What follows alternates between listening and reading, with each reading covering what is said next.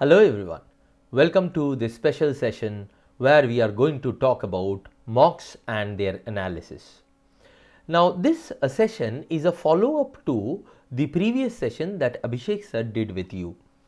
When Abhishek sir came out with the guidance session day before yesterday, a lot of you had asked how to analyze mocks, because in there Abhishek sir had told you about the importance of mocks and how to use mocks as a tool to improve your chances in the exam in detail, right? So if you have not watched that lecture, please go and watch that lecture.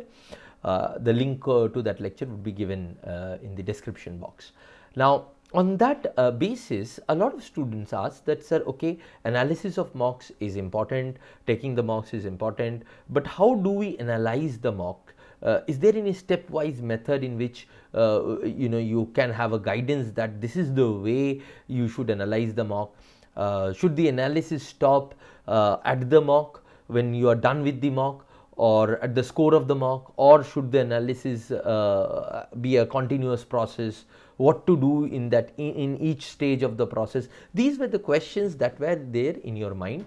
So what we thought is, we'll give you a comprehensive guidance on how to analyze mocks. Time and again we have been doing that already on this channel with you guys. We have been telling you how to analyze mocks by showing you our own mock analysis, by doing full mocks analysis, by giving you guidance session tips from time to time as a part of overall strategy and motivation and guidance sessions, right? So what we will do here is not something new or something which we haven't told you earlier, but what we will do is that we'll summarize all of that and tell you in mock analysis what you need to do, right? And we will use the ABI method, ABI method for that. Now what do we mean by ABI method? A lot of students think that mock analysis stops the moment you analyze the mock, right? In whatever way you analyze. First of all, you should analyze the mock in the right way also, but even if you analyze the mock in the right way, it does not end there. It is just the start. So there comes the ABI method. ABI method means after, before, in. And when I mean after, I mean after the mock. When I mean before, I mean before the mock, and in means inside the mock, right? So this is the comprehensive way of using your analysis of mock for the best of the benefit that you can get from it, right? You see, when we talk about mocks, a lot of people would tell you that you should take a lot of mocks, and as many mocks you take, the better it is. Now in the last session only, Abhishek sir told you that don't get into those traps of listening to everyone and taking mocks without even thinking why you are doing so. Mocks serve a purpose. What purpose do they solve? You see, first purpose that mocks solve is they acclimatize you. They accustom you to the process of taking test within time limits, within that condition of tension, pressure, time limit, fixed number of questions. You'll have to take that, you'll have to complete that. So that acclimatization happens inside the mock. And that's why Abhishek sir told you that no distraction should be allowed when you are taking the mock. Take it as a proper test. Okay. The second thing that mocks are supposed to do are to help you increase your scores, enhance your chances, improve your abilities, so that you score your best inside the actual paper, right? Now for the first one, the more mocks you take, the better it is. And there where people tell you that you should take a lot of mocks, yes, they are correct. You should take a lot of mocks, if not many, but at least so many so that you are accustomed to the idea of taking test. The second thing is your enhancement of score. There only taking mocks would not help.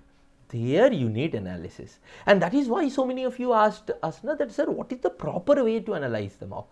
Now let me tell you, the step number one, the process of analysis starts after the mock, after the first mock, right? Let's say you have taken the one mock. the process of analysis starts after it, and then it goes on to the next mock. Before the next mock you are supposed to do something. So after the mock you are supposed to do something, before the next mock you are supposed to do something, and inside the mock you are supposed to, inside the second mock you are supposed to do something, so that you get the full benefit of the mock analysis process. So it's a cycle, right? It does not end. It's not a linear thing, it's a cycle. Okay, so let's see first what do we need to do after the mock. So after the mock starts the mock analysis. So what do we do there? We score ourselves. The first step is to score ourselves. Point by point I will tell you, so that it's very clear in your mind. You can note them down also, right? The first thing that we'll do is we score ourselves. So you're taking a computer based test, so the score would automatically come in front of you, your percentile score, your absolute score. Then what will you do? You will then re-attempt the wrong ones and the unattempted ones. Okay. So you will take the question set, and there you would see which one were those questions which you could not attempt, and then attempt them. Give a little more time than what you gave the first time, right? 30-40% more time is okay, right? And for all those questions which you did not do correctly, incorrect ones and unattempted ones, you re-attempt them. And side by side you can go through the solution. So re-attempt a question and then go through the solution, or you can go through the solution in groups or in section, whichever you are comfortable, do that, right? So once you are done with the whole stuff, you are done with the re-attempting and going through the solution, then you rescore yourself to give yourself a new score. So your old score was there, so your new score would be old score plus the questions that you got correct this time after re-attempting, right? Okay. Now in this there would be two sets of questions. So after you have re-attempted, there would be two sets of question. One that would be correct after re-attempt. So old score is there, the correct that you have done by yourself in the first attempt, they are there, right? In the second attempt, the wrong and the unattempted ones, there would be some questions that you have done correctly, some questions that you have done wrongly. In the wrongly also, there would be some questions where you had careless errors, you had made careless mistakes, right? So there you know that these were careless mistakes. If you wanted, if you were in the right frame of mind, you would not have done that mistake. So those would also be added to your current correct scores in the re-attempt. So in the re-attempt, you have two kind of scores. One those which you have done correctly in the second attempt. Second, those questions where you had done careless mistake in the second attempt. These two are added. Now the rest part of the questions which are remaining unattempted, or they are wrong in the second attempt also, they are definitely conceptual problems. There you have conceptual issues and therefore you are not able to attempt them. Note them down. Note them, note those topics, note those areas. These are the areas where I am having conceptual problems, right? And add the scores that you have got from your careless mistakes and the second attempt to the old score. This becomes your new score. This becomes your new score after rescoring. This shows your capability on that particular day, right? So this is the first step. Mock analysis, after, very important, the most important maybe, and that is why this is the first step, the most important step, right? Obviously the next steps are also important and need to be done to get the fullest of benefit, but now no benefit of mock is going to be accrued to you if you do not do this step.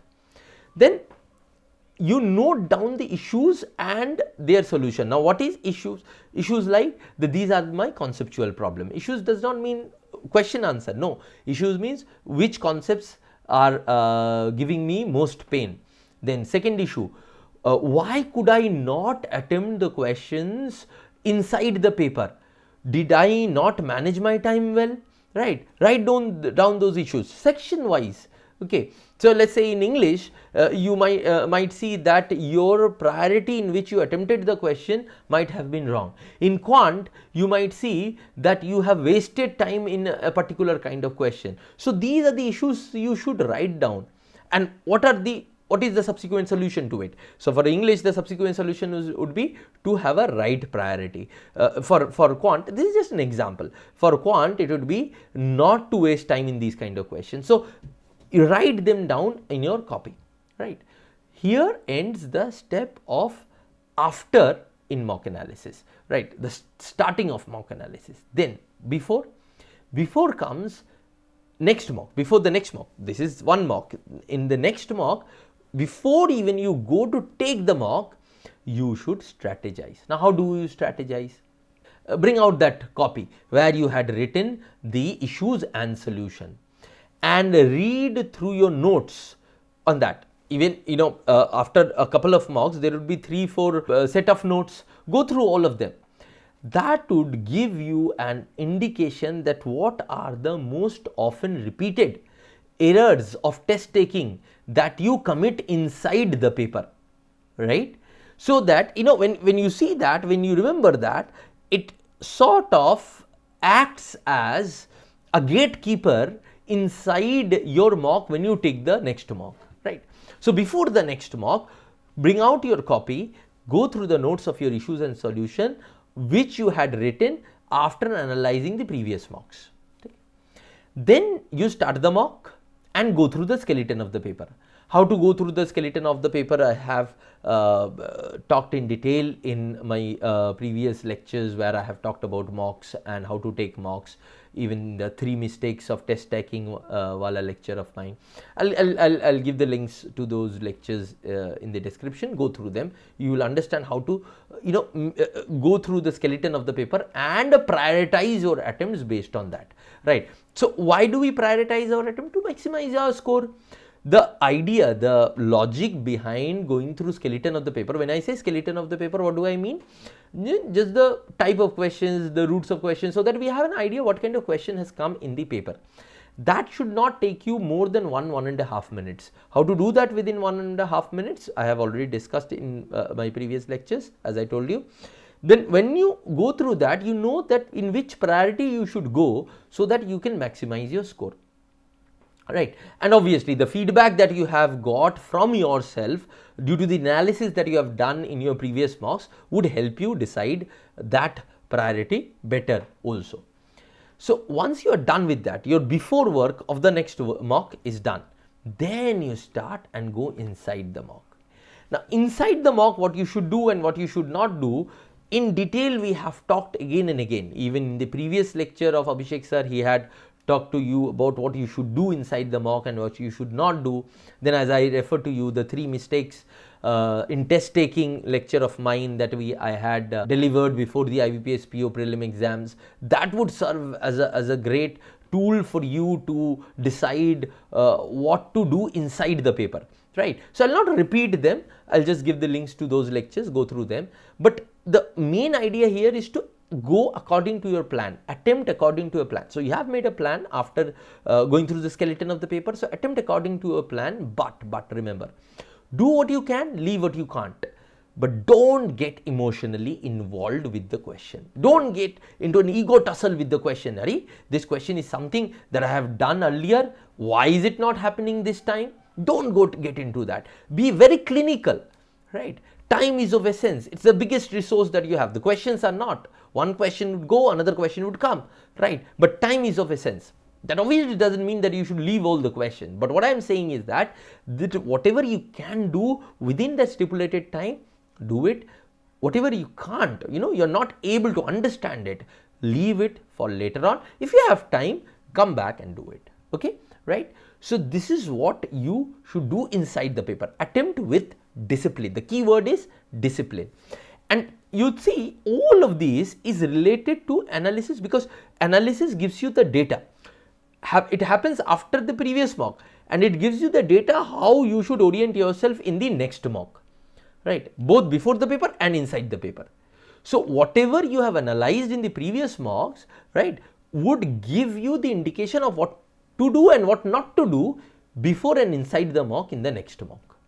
And that is why AB method, the ABI, after, before, inside. After the second mock, you do the analysis, and then before the third mock, you strategize, and inside the third mock, you attempt with discipline, right? Okay, so this is what you are supposed to do in the mock analysis process, step by step. Now you should be clear about what needs to be done. What you now need to do is to do them and get the benefit, because you see, what did I tell you? The second most important thing why mocks are there is to enhance your score.